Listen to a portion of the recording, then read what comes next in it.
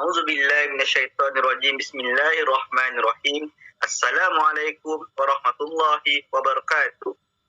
Baiklah, pertama-tamanya marilah kita panjatkan puji dan syukur kehadirat Allah SWT yang mana telah melimpahkan rahmat dan kasih sayangnya kepada kita semua sehinggalah kita dapat berkumpul di dalam majlis ilmu yang serba indah pada hari ini. Tidak dilupakan juga selawat dan salam pada junjungan besar kita iaitu baginda Nabi Muhammad SAW yang mana kita menantikan syafaatnya kelak di yaumil qiyamah. Baiklah, seperti yang kita ketahui, perbincangan kita ataupun forum kita hari ini adalah mengenai cabaran teknologi maklumat dan komunikasi dalam pendidikan ketika COVID-19. Tanpa melengahkan masa lagi, saya memperkenalkan dahulu panel kita pada hari ini. Yang pertama adalah Saudara Muhammad Zarmin Zikri. Lepas tu panel yang kedua adalah Muhammad Fikri dan panel yang ketiga adalah Anas Azmi. Kita teruskan. Jadi tanpa melengahkan masa lagi, saya akan menyerahkan berkaitan mukadimah ataupun pengenalan mengenai COVID-19 pada panel yang pertama, iaitu Saudara Zarmin. Dipersilakan. Okay, bismillahirrahmanirrahim. Assalamualaikum warahmatullahi taala wabarakatuh. Alhamdulillahirabbilalamin wassalatu wassalamu ala asyrafil anbiya'i wal mursalin wa ala alihi wa sahbihi ajma'in. Amma ba'd. Okay, pertama kali saya ucapkan terima kasihlah, ribuan terima kasih kepada tuan moderator dan juga kepada ahli-ahli panel yang terlibat pada hari ini. InsyaAllah tanpa melengahkan forum lah, orang kata, kita teruskan kepada pengenalan apa itu COVID-19. Okay, COVID-19 ni merupakan coronavirus yang merupakan satu penyakit lah ataupun satu keluarga yang besar, iaitu keluarga yang besar kepada virus yang boleh menyebabkan kepada jangkitan saluran pernafasan. Jadi COVID-19 ni dia menjadikan pandemik di seluruh dunia lah yang dikenali sebagai novel coronavirus 2019. Okay.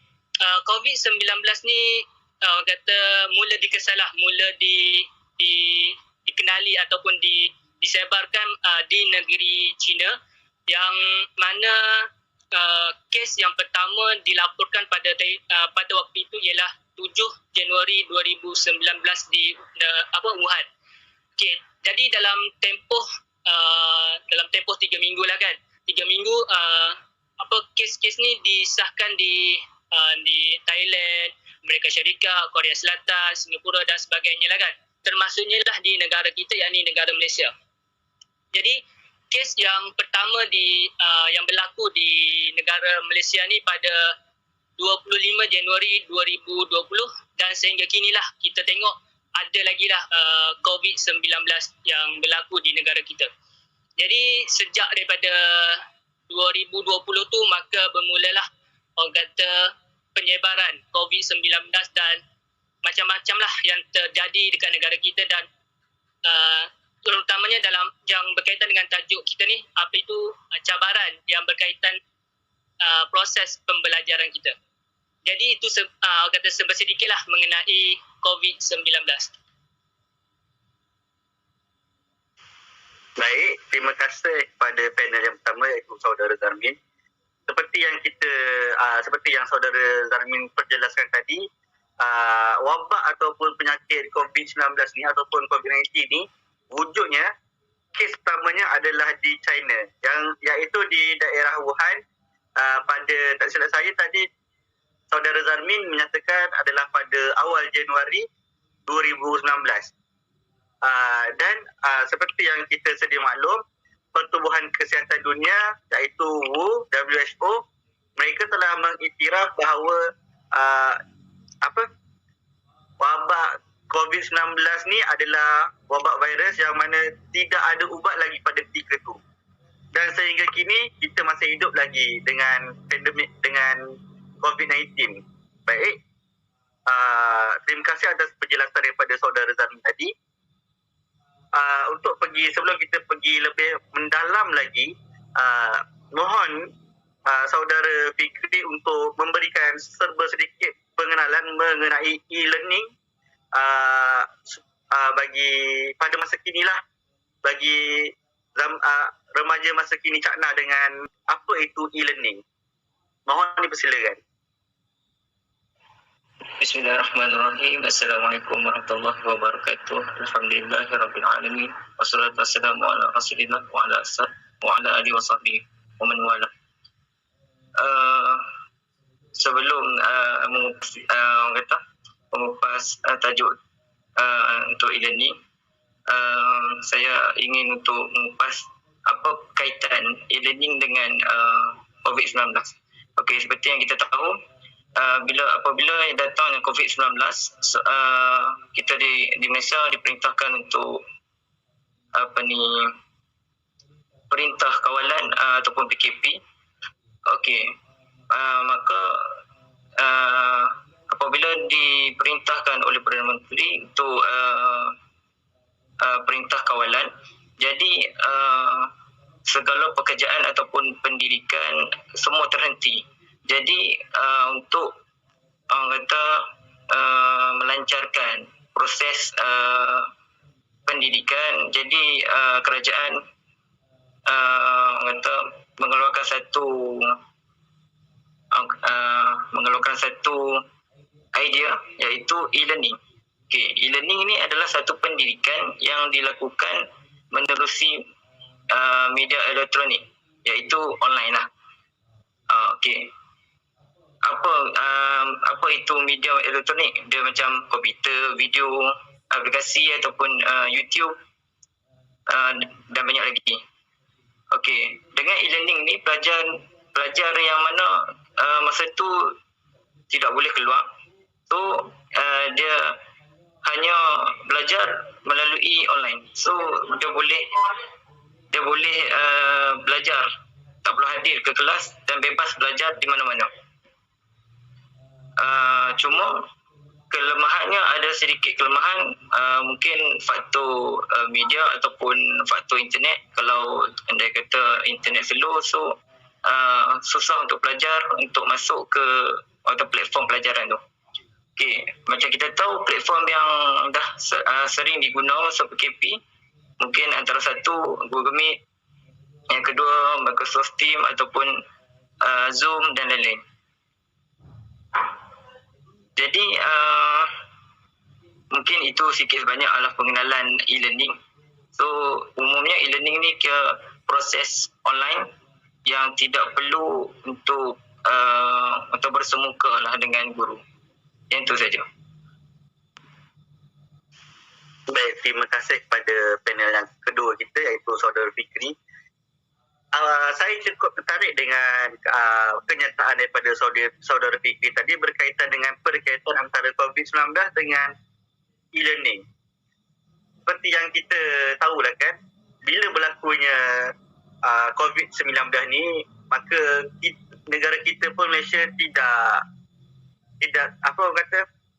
terlibat jugalah. Negara kita terlibat jugalah, kira mengambil bahagian jugalah dalam COVID-19 ni. Jadinya apabila berlaku COVID-19 ni, kita punya daripada segi pembelajaran terjejas, pekerjaan terjejas. Jadinya kat sini dinyatakan oleh Saudara Fikri tadi, kerajaan telah memperkenalkan satu kaedah, iaitu kaedah e-learning, di mana untuk mempermudahkan kaedah pembelajaran terutamanya pada remaja pada masa kini lah. Bila berlaku COVID-19, kita duduk kat dalam rumah, kemungkinan kita akan menghadapi stres apa semua. Macam mana cara kita nak menuntut ilmu? Tapi dengan adanya e-learning ni, platform e-learning contoh macam YouTube, Google Meet, Zoom apa semua tu, jadinya dia akan memudahkan serba sedikit proses pembelajaran kita. Baik. Terusnya kita akan terus masuk kepada cabaran, yang mana cabaran pada masa kini adalah berkaitan dengan topik kita, iaitu cabaran teknologi maklumat dan komunikasi dalam pendidikan ketika COVID-19. Okey, saya ingin bertanya kepada Saudara Anas ataupun meminta serba sedikit perkongsian lah daripada Saudara Anas mengenai isu yang dihadapi oleh para guru dan murid. Jadinya apa yang menjadi cabaran bagi orang kata para guru dengan murid-murid ni lah apabila berlakunya mustim COVID-19 dan PKP. Jadi apa isu yang timbul semasa tempoh PKP tu, semasa tempoh COVID-19 tu? Dipersilakan. Okey. Terima kasih diucapkan kepada Tuan Moderator di atas soalan yang diajukan. Jadi saya mulakan dengan Bismillahirrahmanirrahim. Alhamdulillahirabbil salatu wassalamu ala asyrafil anbiya'i wal mursalin wa ala alihi wa sahbihi ajma'in. Amma ba'd. Jadi apabila kita berbicara tentang cabaran ataupun ujian yang dihadapi oleh guru dan juga murid ketika pandemik COVID-19 di dalam sektor pendidikan lah. Ianya berlaku apabila Perdana Menteri pada masa itu ialah Tan Sri Muhyiddin Yassin, apabila dia mengeluarkan arahan untuk melakukan PKP, iaitu pada 18 Mac tahun 2020, maka kebanyakan sektor telah terhenti aktivitinya, termasuklah sektor pendidikan.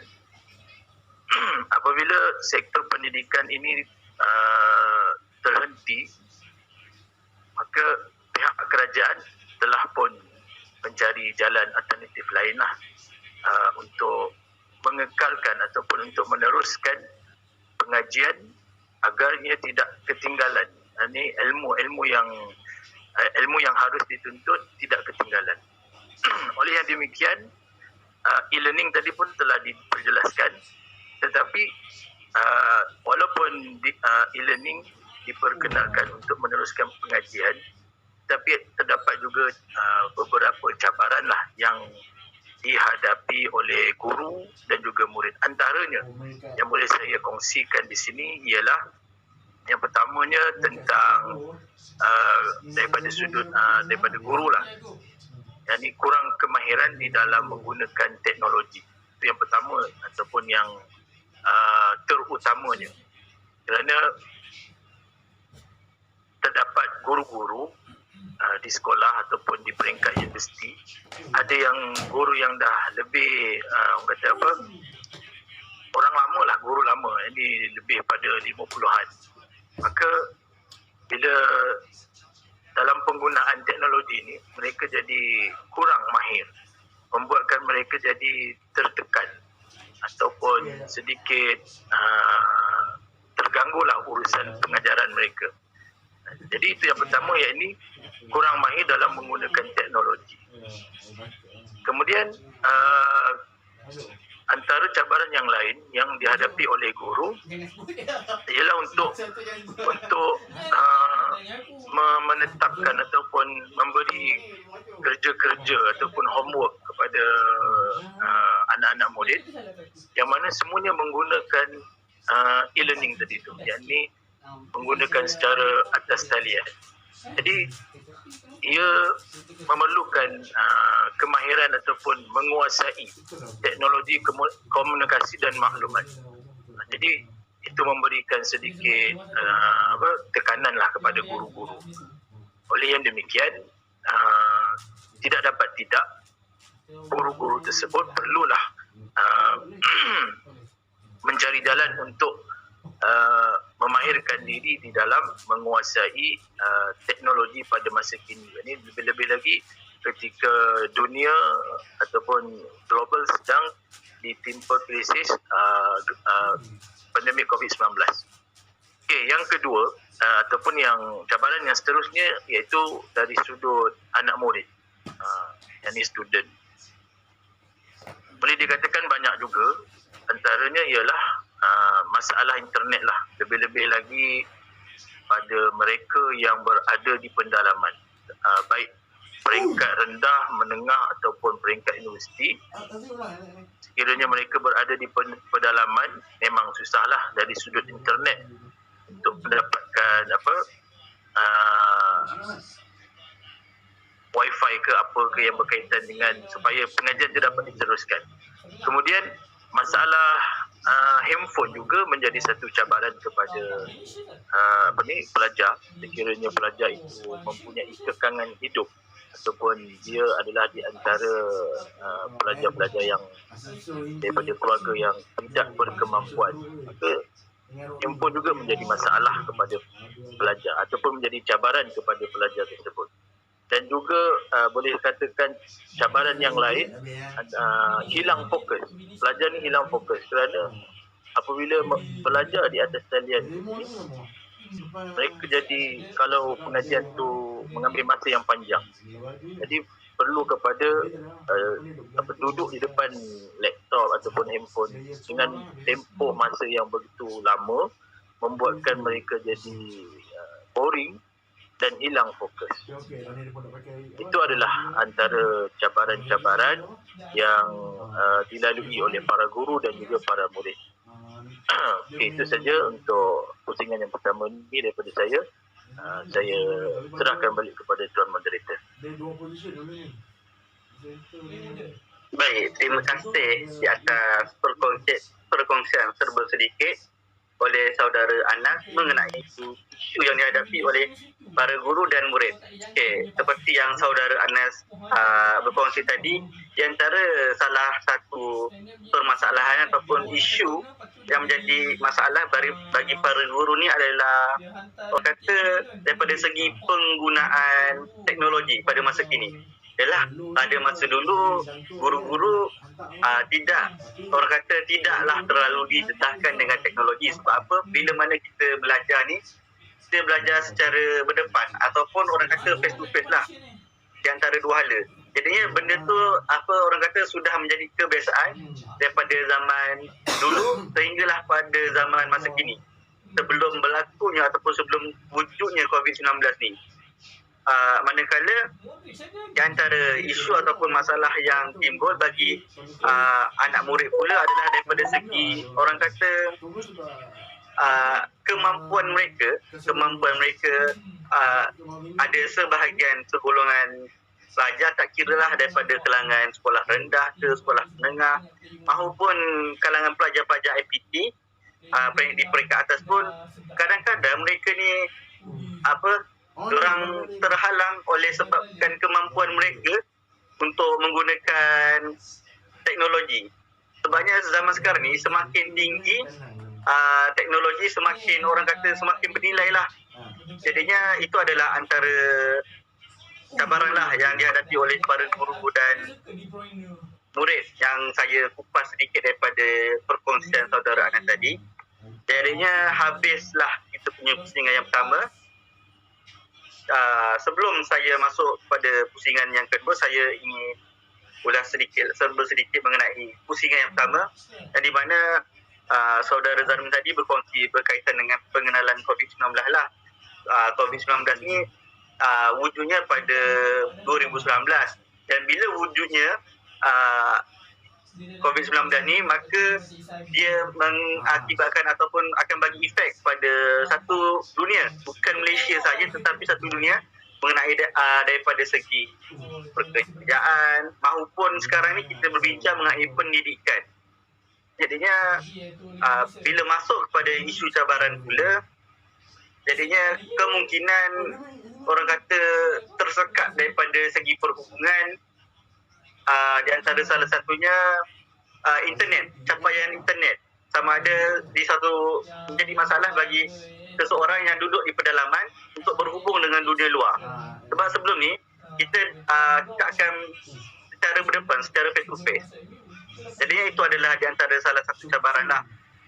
Kita masuk pada pusingan kedua ataupun orang kata round 2. Okay. Ingin saya meminta izin kepada saudara Zarmin untuk berkongsilah serba sedikit cabaran bagi golongan-golongan ibu bapa lah pada masa COVID-19. Apakah cabaran bagi ibu bapa ni untuk menghadapi COVID-19 ni? Jadinya mohon saudara Zarmin kongsikan. Silakan. Okay, bismillahirrahmanirrahim. Iaitu kita masuk kepada sesi yang kedua lah kan, berkaitan dengan cabaran. Cabaran seperti mana ahli panel yang kedua cakap tadi, cabaran melalui guru dan juga belajar. Namun tak mustahil juga ada cabaran terhadap ibu bapa, sebab orang kata PDPR ini berlaku di rumah. Jadi nak tak nak cabaran kepada ibu bapa tu wujud lah kan. Okay. Cabaran yang orang kata yang berlakulah terhadap ibu bapa yang dapat saya kongsikan beberapa cabaran. Yang pertama ialah dari segi membeli ataupun membekalkan komputer, laptop ataupun telefon pintar lah untuk penyediaan anak-anak mempelajari di rumah. Jadi kemungkinan dalam keluarga tu ada yang golongan T20, P40. Jadi ini juga satu cabaran bagaimana ibu bapa nak menyediakan kelengkapan untuk anak-anak ini selesa ataupun dapat teruskanlah pembelajaran walaupun di rumah. Jadi cabaran ini juga ialah satu yang orang kata sangat beratlah untuk ibu bapa. Okey, dalam membeli ni walaupun ibu bapa ni dapat membeli ataupun orang kata dapat bagilah kelengkapan dari segi komputer, laptop ataupun orang kata telefon.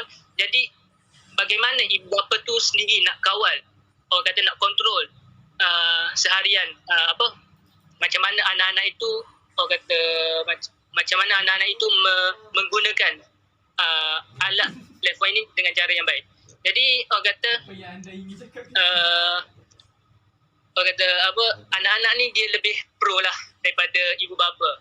So ibu bapa membeli alat untuk pembelajaran, untuk belajar. Jadi anak-anak ni dia guna untuk untuk main game ataupun untuk beli apa-apa saja yang adalah macam-macam lah di talian ni kan.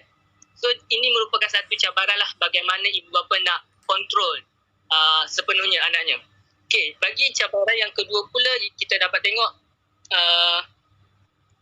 macam mana ibu bapa yang tidak ada kemahiran untuk mengakses ataupun untuk orang kata nak download ke apa-apa sahaja platform yang digunakan oleh guru. Jadi ini juga satu cabaran lah, sebab nak rujuk daripada orang lain pun sebab kita PKP, so tak boleh keluar. Jadi nak tak nak kena membijak sendirilah, ibu bapa ni perlu membijak sendiri bagaimana untuk sediakan platform yang terbaik untuk anak-anak. Okey, cabaran yang ketiga kata kepada ibu bapa yang bekerja.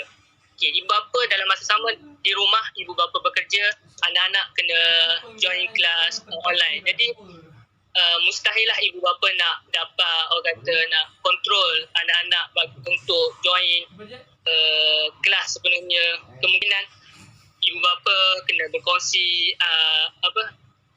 media ni untuk join kelas lah kan. So ada juga ibu bapa yang terlepas link yang diedarkan oleh guru-guru di sekolah. Jadi untuk cabaran ibu bapa ni dapat saya kongsikan 3 lah. Yang pertama, orang kata golongan ibu bapa tu macam mana, B40 atau T20, dan juga tekanan yang memberi tekanan kepada ibu bapa. Dan yang ketiga, bagaimana ibu bapa itu manage masa bekerja dan juga masa pembelajaran anak-anak. Jadi itu antara cabaran-cabaran yang perlu dihadapilah oleh ibu bapa pada masa PDPR yang berlaku. Okay, jadi itu saja untuk cabaran ibu bapa. Baik, terima kasih kepada saudara Zami. Perkongsian yang menarik. Seperti yang kita telah dengarkan tadi, saudara Zami berkongsi cabaran bagi ibu bapa ni dia ada 3 cabaran bagi ibu bapa. Yang pertamanya adalah daripada segi pemantauan. Macam mana dia orang nak pantau anak-anak mereka sendiri menggunakan orang kata teknologi tanpa menyalahgunakan teknologi pada masa kini. Lagi-lagi terutamanya di rumah. Sebab apa? Bila berlakunya PKP, jadinya anak-anak ni dia lebih cenderung untuk mendekatkan diri kepada teknologi, terutamanya telefon, tab, komputer. Sebab apa? Sebab mereka tak ada buat apa-apa lah kan. Sebenarnya guru-guru pun bagi kerja melalui platform e-learning juga. Okey, lepas tu yang kedua adalah daripada segi tertinggal, orang kata tertinggal itulah, tertinggal link ke apa ke. Jadi kat situ menjadi satu ujian lah ataupun dugaan bagi ibu apa ni untuk catch up balik, untuk tangkap balik, cari balik apa yang telah diperkongsikan oleh guru masing-masing. Lepas tu yang ketiga pula adalah daripada perkongsian yang ketiga, tak silap saya, dia mengenai Allah saya Muhammad. Okey, macam mana kita nak mengakses platform yang digunakan oleh guru dan kita. Sebabnya kita pada masa orang kata senang kita lah, anak-anak sekarang mereka lebih maju daripada kita, lebih tinggi IT berkaitan teknologi berbanding kita. Jadinya apa-apa kadang-kadang kita akan rujuk anak-anak benda tu untuk kita tahu benda tu lebih lanjut.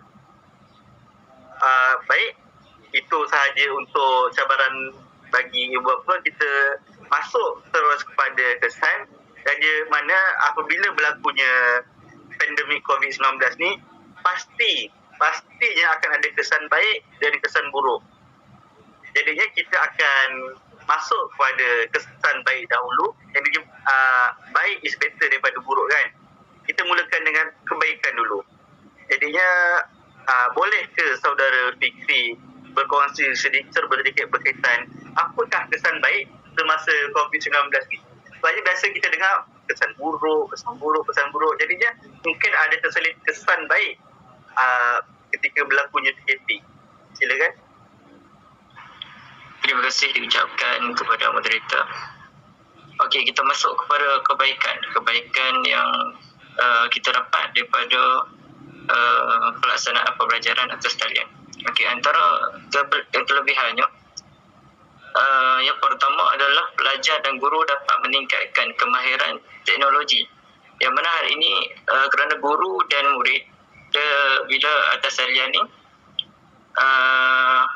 mungkin mereka akan lebih kerap menggunakan komputer, tablet, telefon ataupun lain-lain mengikut pencapaian internet yang dijalankan pembelajaran secara atas talian.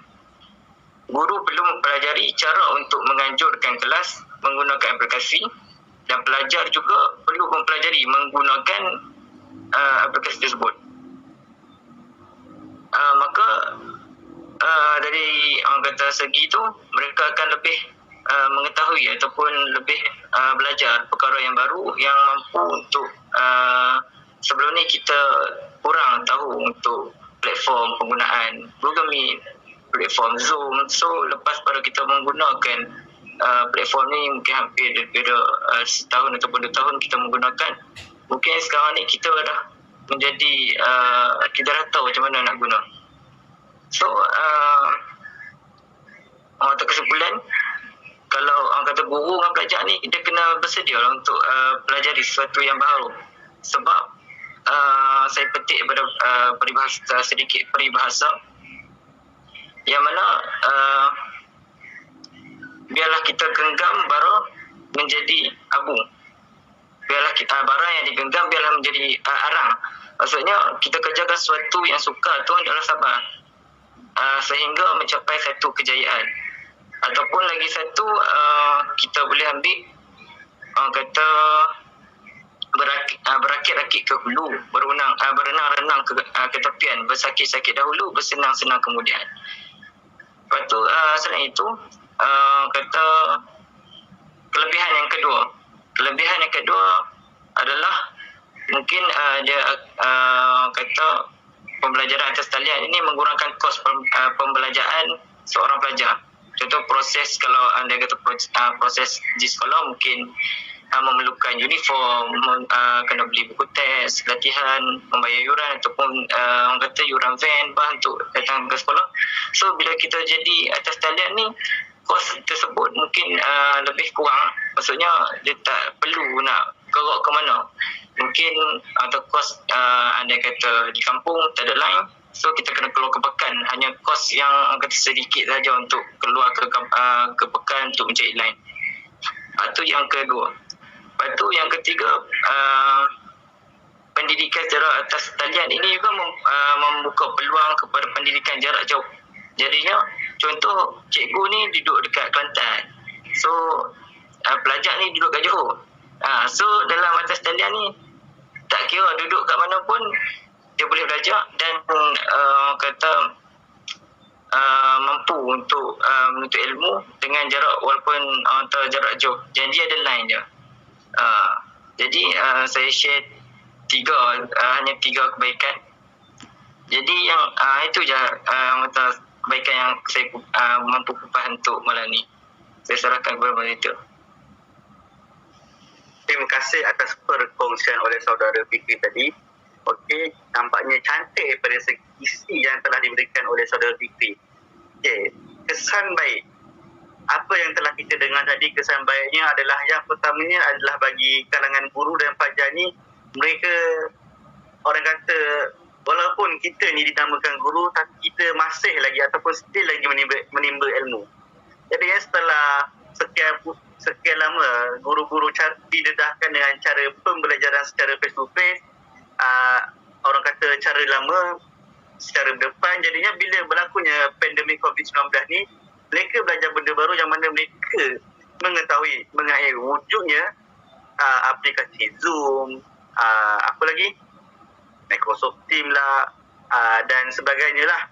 Jadi kat situ mereka akan belajar mengenai teknologi lebih mendalam lagi, terutamanya mengenai platform e-learning. Sebabnya akan datang berkemungkinan kita akan lebih ke depan lagi mengenai teknologi. Lepas tu yang perkongsian kedua pula adalah daripada segi jarak. Ya, jarak.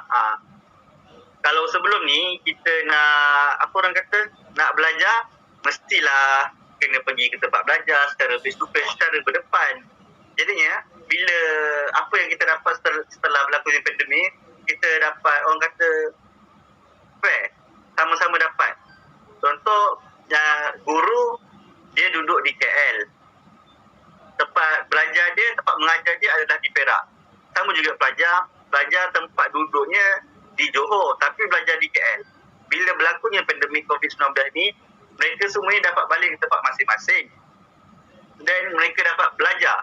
Jadi mereka dapat dua benda. Mereka dapat spend time dengan family dan mereka dapat belajar secara dalam atas talian.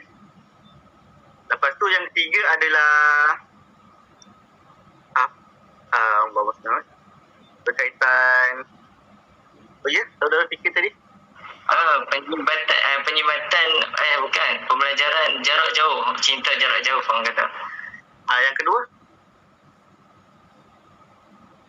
Yang kedua orang kata pengurangan kos dari segi belajar. Ya. Daripada segi pengurangan kos. Ya, saya suka yang tu, saya suka. Daripada segi pengurangan kos lah kan. Benda ni kita boleh nampak, benda tu memang betul bila mana kita duduk belajar dekat rumah, maka banyak sangatlah orang kata kos yang kita dapatkan. Contohnya kalau kita belajar di asrama, anak-anak belajar di asrama, mereka dapat cut kos daripada segi kos makanan, tempat tinggal, bil air, bil api, pengangkutan. Jadi orang kata banyak sangatlah orang kata perkara yang diorang boleh backup.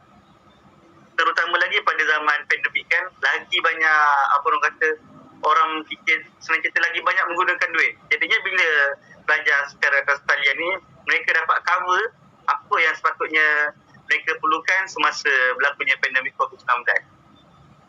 Baik, setelah selesai kita punya kesan baik semasa berlakunya pandemik COVID-19 mengenai cabaran teknologi maklumat dan komunikasi dalam pendidikan. Sebelum kita pergi ke penghujung, jadinya saya ingin juga bila ada baik, mesti ada buruk. Maka saya ingin mendengar berkaitan kesan buruk pula apabila berlakunya pandemik COVID-19. Apa kesan buruk semasa cabaran teknologi maklumat ni? Dipersilakan saudara Anas. Okey. Terima kasih diucapkan kepada Tuan Moderator. Baik,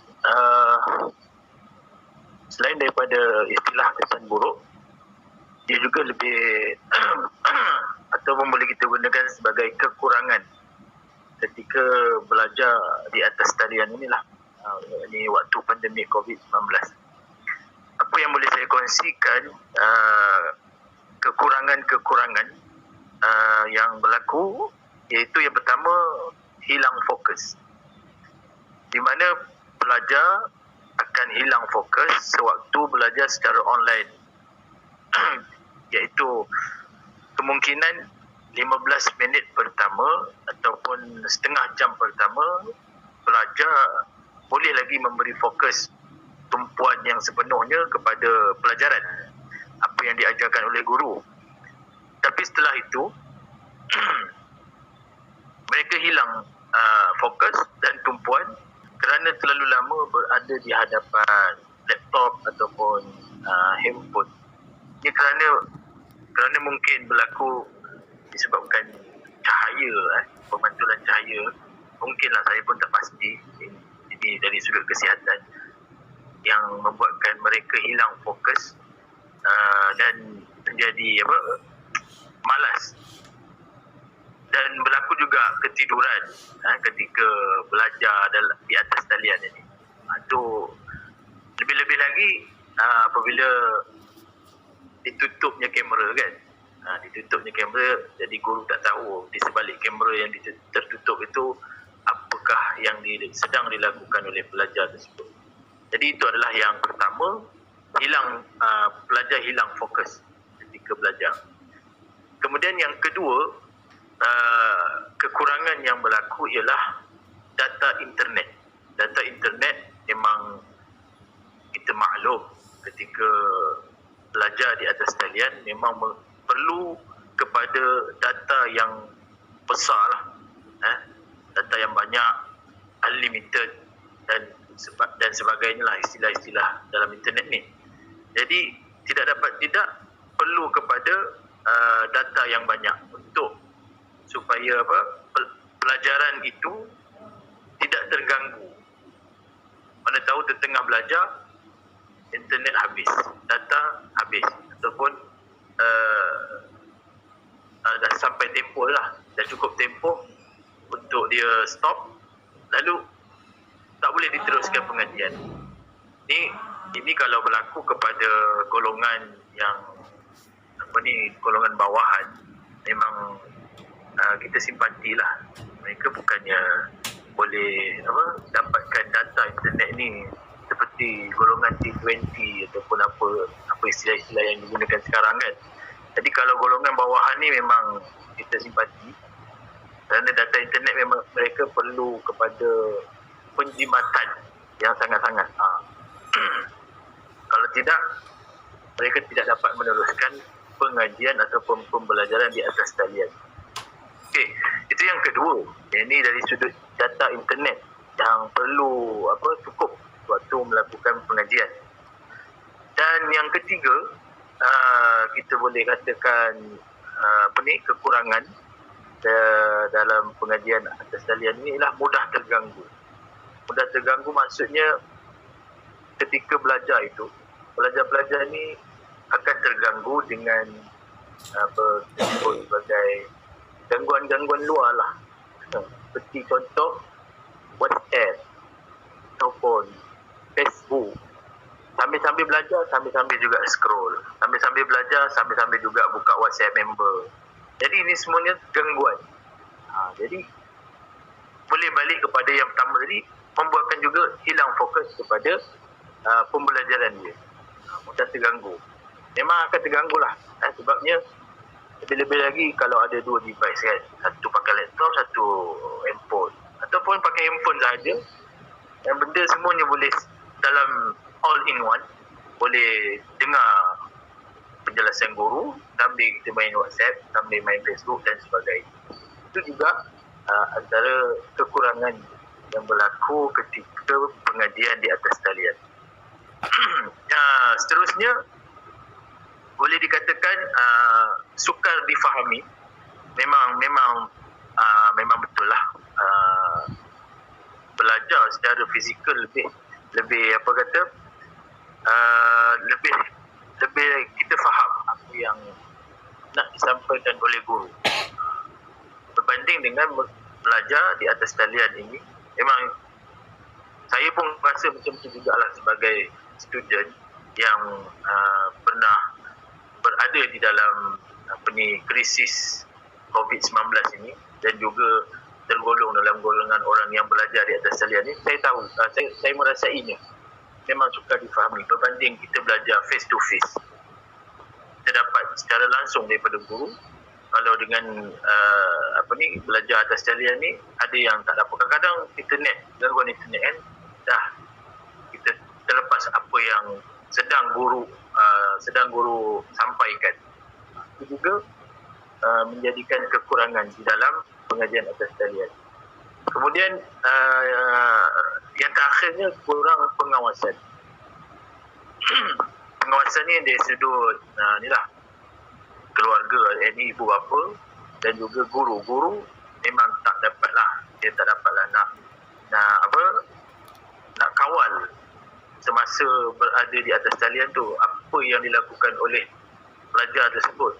Dia hanya boleh menyampaikan saja silibus yang perlu disampaikan, tetapi di sebalik kamera yang ditutup memang guru tak dapat kawal lah, cuma dia dapat nasihatkan saja. Jadi itu kurang pengawasan. Memang pengawasan walau kalau buat macam mana sekalipun memang tak dapat dikawal lah. Memang itu yang berlaku ketika belajar di atas talian. Itu adalah 5 kesan buruk ataupun kekurangan ketika belajar di atas talian yang dapat saya kongsikan pada forum ini. Itu sahaja daripada saya serahkan kembali kepada Tuan Moderator. Baiklah, Alhamdulillah. Terima kasih kepada saudara Anas kan berkaitan sedikit berkaitan ke kata kesan buruk ataupun kelemahan. Bila ada kelemahan pasti ada kelemahan mengenai orang kata cabaran ketika COVID-19. Baiklah, saya izinkan saya masuk kepada tuntas ataupun rumusan ataupun serba sedikit saya merumuskanlah semua daripada perkongsian kita tadi. Baiklah, pada era globalisasi ini, jadinya pada cabaran teknologi maklumat dan komunikasi dalam pendidikan ketika COVID-19, para panel telah berkongsi mengenai pengenalan COVID-19. Bila telah berkongsi mengenai COVID-19, akan berlakunya cabaran dan di antara salah satu cabaran adalah mengenai e-learning. Apa cabaran dalam e-learning ni bagi golongan para guru, pelajar dan juga ibu bapa telah pun dikongsikan. Di antara salah satunya adalah daripada segi masalah komunikasi di antara dua hala dan juga daripada segi pengawasan, kurangnya pengawasan. Lepas tu kita pula masuk pada kesan yang di mana baru saja dikongsikan oleh saudara Fikri dan saudara Anas mengenai kesan baik dan kesan buruk. Yang di mana kesan baiknya adalah orang kata dapat menambah ilmu pengetahuan dan serta dapat orang kata mengurangkan kos semasa berlakunya pandemik. Bagi kesan buruk pula, saudara Anas berkongsi 5 kesan buruk dekat saya. Di antaranya adalah hilang fokus. Lepas tu orang kata berlakunya kacau daripada perkara luar, contoh macam tiba-tiba masuk WhatsApp, noti WhatsApp. Betul lah, saya mengaku benda tu sebab saya pun pernah berada dalam situasi pandemik COVID-19 sebagai pengajar dan tenaga pengajar dan pelajar. Jadinya benda tu adalah orang kata betul, benda orang kata kesan buruk lah. Jadinya sebelum saya tutup kita punya majlis ni, izinkan saya memberikan beberapa rangkap pantun. Bunga dendam di atas bara, anak dusun pasang pelita, andai tersilap tutur bicara, jari disusun maaf di kita. Dari Kedah ke Pekansari, beli swasta di kota tinggi, selesai sudah tugas diberi, di lain masa bersua lagi. Kalau pergi ke Tanjung Keramat, anak manis jangan diangkat, bersama kita memohon rahmat, moga majlis mendapat berkat. Jadinya alhamdulillah kita telah selesai kita punya forum mengenai cabaran teknologi maklumat dan komunikasi dalam pendidikan ketika COVID-19 bersama panel kita yang pertama, iaitu saudara Muhammad Zarbi Zikri, panel kedua saudara Muhammad Fikri, dan panel ketiga adalah Anas Azmi. Jadinya sebelum saya orang kata kita dah habiskan je lah kat sini ya. Sekian, ada rezeki kita jumpa lagi. Yang baik datang daripada saya, yang buruk datang daripada diri saya sendiri. Walhal daripada Allah juga lah. Jadinya wabillahi taufiq wa hidayah. Wassalamualaikum warahmatullahi wabarakatuh. Waalaikumsalam.